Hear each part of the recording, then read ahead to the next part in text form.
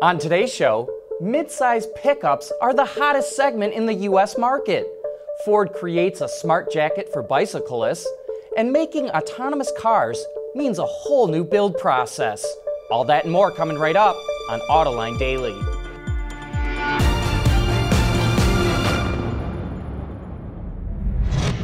This is Autoline Daily, the show for enthusiasts of the global automotive industry.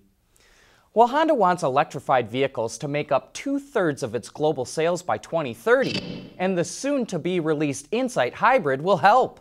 It's based on the Civic, but only shares the roof and rear quarter panels. It actually looks more like a baby Accord. But one thing that stands out is all the surface treatment to the body panels, which helps give movement to the design.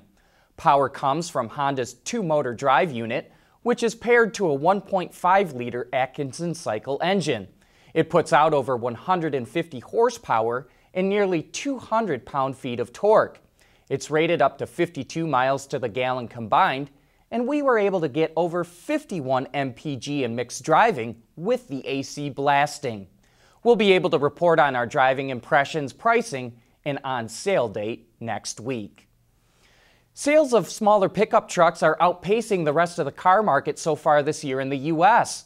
While the overall market is up about 1%, the midsize pickup segment is up nearly 20%.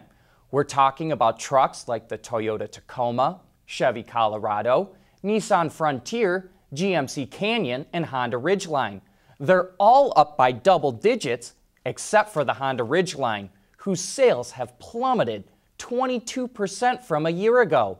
Next year, Ford and Jeep are coming out with smaller pickups, so we'll have to see if that expands the segment or just slices it up thinner. But right now, midsize pickups represent the hottest segment in the U.S. market. Still to come, Rolls-Royce puts a new spin on cars and coffee. Autoline Daily is brought to you by Bridgestone Tires, your journey, our passion. Dow Automotive Systems, advanced materials that deliver better results. And by Lear, a global leader in automotive seating and electrical systems. No doubt you're familiar with cars and coffee events where automotive enthusiasts get together on Saturday mornings. Well, Rolls-Royce just hosted what it calls Cars and Cognac at the Soho farmhouse in the UK. The event was attended by Rolls-Royce owners who enjoyed a night of dining in a room adorned with all things Rolls-Royce. During the event, Rolls' Spirit of Ecstasy watched over patrons as they were taught by a cognac sommelier or expert on how to best enjoy the tasting of fine liqueurs. At the end of the night, this, quote, group of eminent individuals were either chauffeured home or stayed at the farmhouse. But somehow or other, our invitation must have been lost in the mail. You know, everyone loves getting a new car, but they hate the dealership experience to buy one. So to make the process more pleasant, Audi is training its service and dealership employees in Germany with a digital game to help them improve customer interaction. The employees use an avatar to move around a 3D world and are able to communicate with virtual customers or colleagues. They're also encouraged to try different strategy to find out what works best and to learn from their mistakes.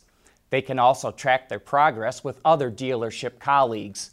You know, this is a supplement to standard training, but anything that can make the dealership experience more enjoyable is certainly welcome.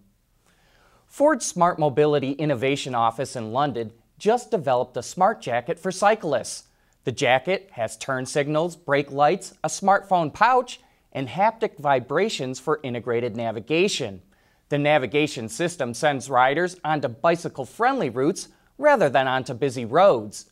Ford's Share the Road campaign ties in with the smart jacket as the company aims to increase harmony between cyclists and motorists.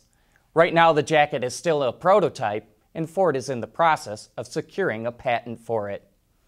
Building autonomous vehicles is going to be a lot different than manufacturing traditional cars, and we'll take a look into that right after this. Autonomous vehicles will completely transform the auto industry, but one area it will impact that isn't discussed as much is manufacturing. Automakers will need to change the production process for self-driving cars. And on Autoline this week, we're joined by Abe Vadahavkar from the Center for Automotive Research, and he talked about how the build process will be different. There's going to be a lot of changes in manufacturing with these automated vehicles.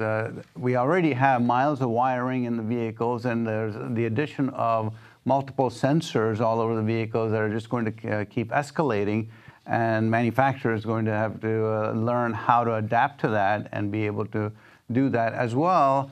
The design and product design and manufacturing people are going to have to work together even earlier than they've ever have to be able to incorporate all of these sensors and things, and yet the vehicles need to look good for people to want to buy them. So the marriage between product designers and manufacturing is going to have to be very important as we add all of these sensors and things that are on the outside of the vehicle to be able to handle all of the inputs that we'll need for the automated vehicles.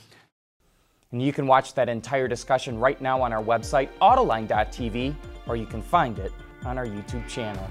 That's it for today. Thanks for watching, and don't forget the 24 Hours of Le Mans this weekend, and that ought to be a great race.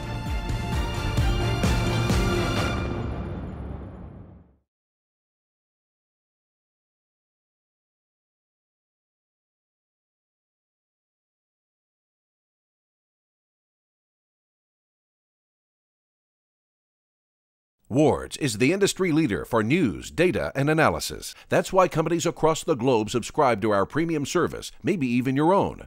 Log in for subscriber access now, check your company's intranet for details, and rely on wardsauto.com to keep you informed.